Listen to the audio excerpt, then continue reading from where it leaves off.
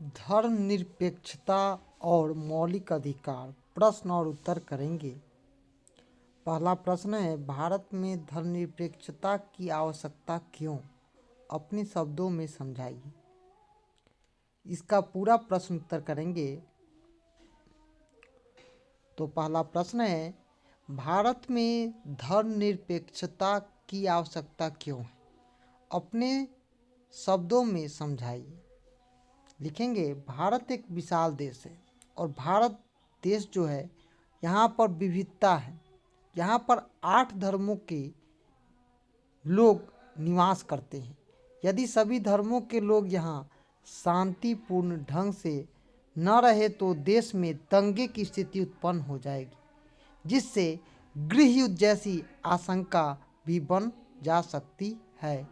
इससे देश अस्थिर हो जाएगा और उसकी राजनीतिक संप्रभुता पर खतरे में पड़ जाएगी। अतः भारत में शांति व्यवस्था बनी रहे, जिससे देश में प्रगति संभव हो, इसके लिए देश में धर्मनिरपेक्षता की स्थिति बने रहना आवश्यक है। इसीलिए भारत को धर्मनिरपेक्षता का एक केंद्र के रूप में भी जाना जाता है।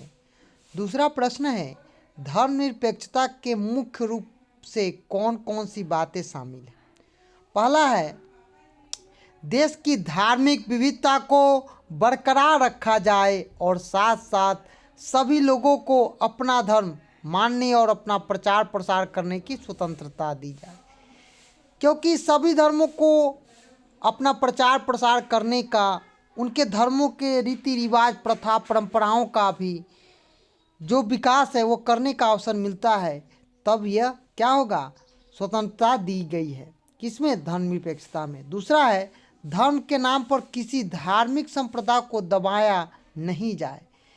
किसी भी धर्म या संप्रदाय को दूसरे धर्म के द्वारा दबाया न जाए, क्योंकि यह धर्मनिरपेक्षता वाला देश है। तीसरा है, राज्य सरकार किसी एक धर्म को महत्व नहीं देगी और अपने कानून, नियम, नीति किसी एक धर्म को आधार रखकर नहीं बनाएगी। मतलब किसी के आधार बनाकर वह नहीं रख सकता है।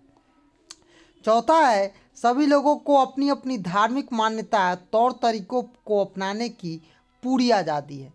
जैसा कि आप जानते हैं, हमारे यहाँ हिंदू, मुस्लिम, सिख, ईसाई, उनकी रीति रिवाज, प्रथा, परंपराएं सब अलग अलग है। किसी एक धर्म को मानने वाले लोग यदि अधिक संख्या में है तो उसके राज्य की तरह से कोई विशेष स्थान या रियायत नहीं दी जाए, जैसा कि संविधान में भी कहा गया है, क्योंकि यहाँ पर कोई भी धर्म नहीं है। इसीलिए भारत में सबों का अधिकार है। तीसरा प्रश्न है, आपके विचार में भारत में धर्मनिरपेक्षता को लागू करने के लिए कौन से मौलिक अधिकार शामिल हैं और क्यों? तो भारत में धर्मनिरपेक्षता को लागू करने के लिए ये मौलिक अधिकार शामिल हैं। पहला है समानता का अधिकार, स्वतंत्रता का अधिकार, धार्मिक स्वतंत्रता का अधिकार और सांस्कृतिक और शैक्षिक अधिकार। इन अधिकारों के द्वारा देश में धर्मनिरपेक्षता को पुष्ट किया जाता है।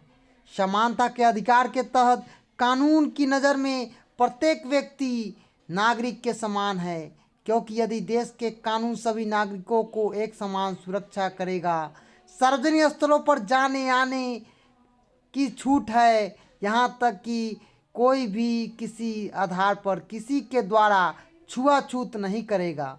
स्वतंत्रता के अधिकार के तहत देश में प्रत्येक नागरिक को चाहिए कि किसी भी धर्म का हो, अभिव्यक्ति की स्वतंत्रता होनी चाहिए, भाषा की स्वतंत्रता होनी चाहिए, संगठन बनाने की स्वतंत्रता होनी चाहिए, देश के किसी भी भाग में जाकर बसने की, रोजगार करने की, यहाँ तक कि व्यापार करने की भी स्वतंत्रता हर नागरिक को होनी चाहिए।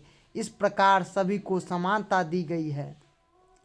धार्मिक स्वतंत्रता के अधिकार के तहत सभी नागरिकों को पूरी धार्मिक स्वतंत्रता दी गई है। प्रत्येक व्यक्ति को अपनी इच्छा का धर्म अपनाने, उसका प्रचार प्रसार करने का अधिकार है, क्योंकि सांस्कृतिक शैक्षिक अधिकार के तहत धार्मिक और भाषाई सभी अल्पसंख्यक समुदाय अपनी संस्कृति की रक्षा और विकास के लिए अपने अपने शैक्षिक संस्थाएं, यहाँ तक कि प्रचार प्रसार भी कर सकते हैं।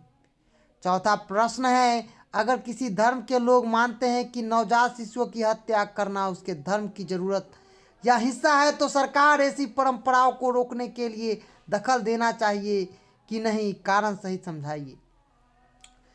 जैसा कि आप जानते हैं, हमारे संविधान में प्रत्येक व्यक्ति को अपनी पसंद का धर्म मानने का इजाज़त है, पर धर्म के नाम पर किसी भी प्रकार की अमानवीय घटना करना या उसको अंजाम देना अनुमति नहीं देता है। यह कानून की दृष्टि में अपराध है। अतः अगर किसी धर्म के लोग मानते हैं कि नवजात शिशुओं की हत्या करना उनके धर्म की जरूरत या हिस्सा है, तो सरकार उनके प्रति दंडात्मक कार्रवाई कर सकती है। पांचवा प्रश्न है, नीचे दिए गए गद्यांश को पढ़कर उत्तर देना है। पहला प्रश्न है, थानेदार ने धर्मनिरपेक्षता के मूल्यों का पालन किया या नहीं? अपने शब्दों में लिखे। नहीं, थानेदार ने इस संबंध में धर्मनिरपेक्षता के मूल्यों का पालन नहीं किया। कानून की दृष्टि में वैसे तो सब वर्ग समान है, पर साथ ही अल्पसंख्यकों की सुरक्षा करना भी धर्मनिरपेक्षता की सुरक्षा होती है। अतः अल्पसंख्यकों की सुरक्षा न कर थानेदार ने धर्मनिरपेक्षता के मूल्यों का पालन नहीं किया। दूसरा प्रश्न है, गद्यांश में दिए गए परिस्थितियों में धर्मनिरपेक्षता राज्य को क्या करना चाहिए?